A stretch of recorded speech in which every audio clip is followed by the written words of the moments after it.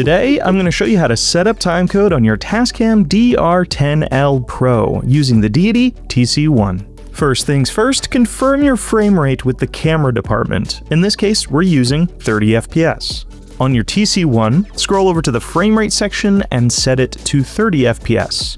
Next, scroll over to the Out Type section and select A Out. The Tascam only accepts LTC audio timecode signals, not metadata timecode, which is why we set it to A Out and not L Out.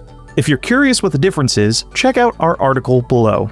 To connect the TC-1 to the DR-10L Pro, you'll need a locking TRS to TRS cable. On the Tascam, enter the menu, scroll to the bottom, and select LTC Sync. Once prompted, connect the TC-1. The Tascam will automatically detect the chosen frame rate. Once you press confirm, the device's timecode will update and be synced with the rest of your set. From here, you can remove the TC-1, but note that if the DR-10L Pro powers off, you will need to rejam its timecode. You're now ready to start recording. Happy shooting.